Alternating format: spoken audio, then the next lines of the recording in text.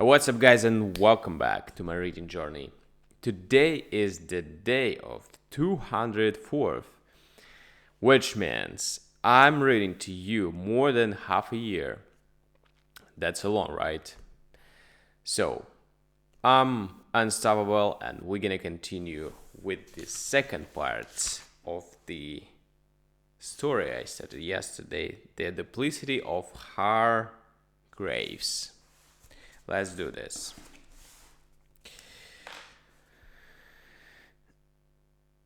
The fox hunts, the possum suppers, the holdowns and jubilees in the negro quarters and banquets in the plantation house hall when invitations went for 50 miles around. The occasional food fads with the neighboring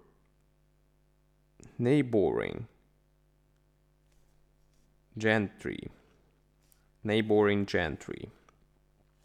the mayor's duel with Rathbone, Culberston, about Kitty Chalmers, who afterward married a Thwaite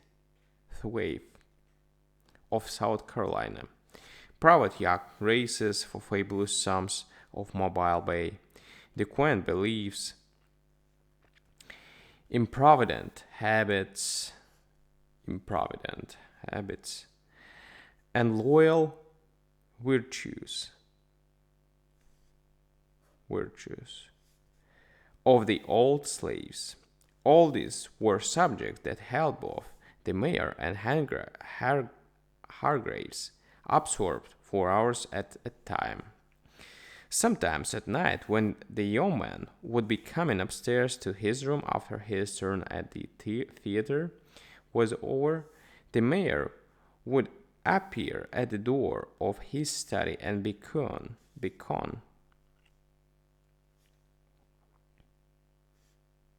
Arthly to him. Going in, Hargraves would find a little table set with the decanter, sugar bowl, fruit, and a big bunch of fresh green mint. It occurred to me, the mayor would begin. He was always ceremonious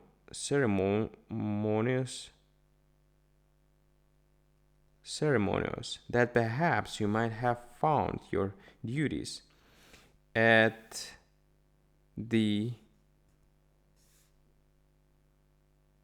your place of occupation sufficiently arduous to enable you, Mr. Hargraves, to appreciate what the poet might well have had in his mind when he wrote Tired Nature's Sweet Restorer, one of our southern juleps. It was a fascination to Hargraves to watch him make it. He took rank among artists when he began, and he never varied the process. With what delicacy he bruised the mint, with what exquisite nicety he estimated the ingredients, with what salacious care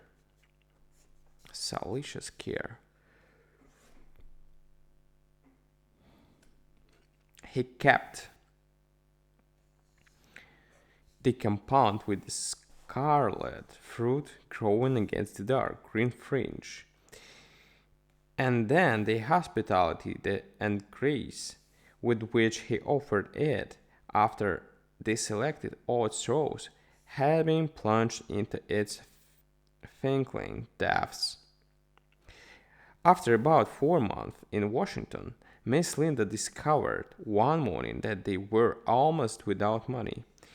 The anecdotes and reminiscence was completed, but publishers hadn't jumped at the collected games of Alabama Sands and Wheat. The rental of a small house, which they still owned in Mobile, was 2 months in, in arrears. The board money for the month would be due in 3 days. Miss Linda called her father to a consultation. No money, said he, with a surprised look. It is quite annoying to be called on so frequently for these pretty sums. Really, The major searched his pockets. He found only $2 bill, which he returned to his vest pocket. I must attend to this at once, Linda, he said. Kindly get me my umbrella and I will go downtown immediately. The congressman from our district, General Falham, assured me some days ago that he would use his influence to get my book published at an early date.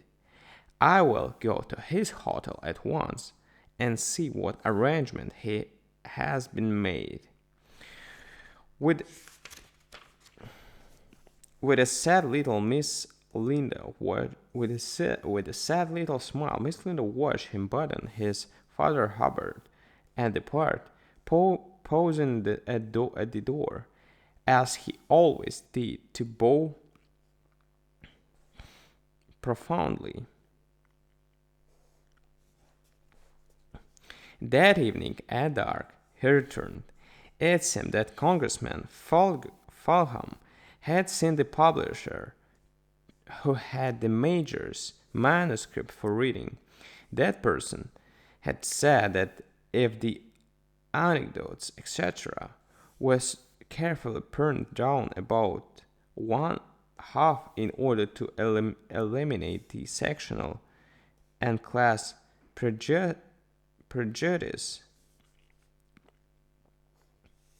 with which the book was dyed from end to end, he might consider it publication. The mayor was in a white heat of anger, but regained his equanimity, according to his code of manners, as soon as he was in Miss Linda's presence. We must have money, said Miss Linda, with a little wrinkle about her nose. Give me the $2 and I will telegraph to Uncle Ralph for some tonight. The mayor drew a small envelope from his upper vest pocket and tossed it on the table. Perhaps it was injudicious, he said mildly, but this sum was so merely nominal that I bought tickets to the theater tonight. It's a new war drama, Linda. I thought you would be pleased to witness its first prediction in Washington.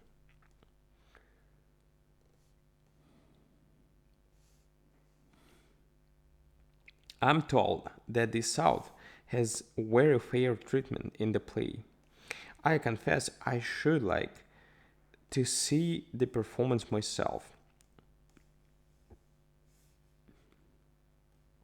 Miss Linda threw up her hands in a silent despair.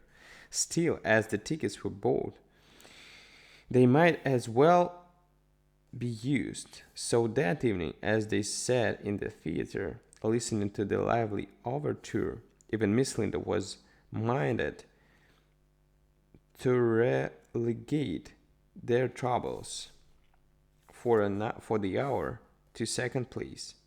The mayor in spotless linen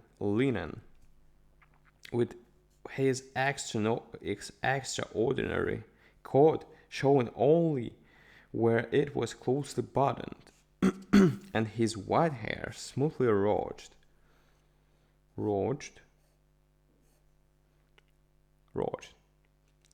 looked really fine and distinguished. The curtain went up on the first act of Magnolia Flower, revealing a typical southern plantation scene. Mayor Tybalt betrayed some interest. "Oh, see," exclaimed Miss Linda, nudging his arm and pointing to her program. The mayor put on his glasses and read the line in the cast of characters that her finger indicated. Cole, Webster, Calhoun, H. Hopkins, Hargraves. "It's our Mr. Hargraves," said Miss Linda. "It must be his first appearance in what he calls the legitimate." "I'm so glad for him." Alright, guys, that was the second part of this beautiful story. We're gonna continue tomorrow. Thank you for joining and see you. Bye.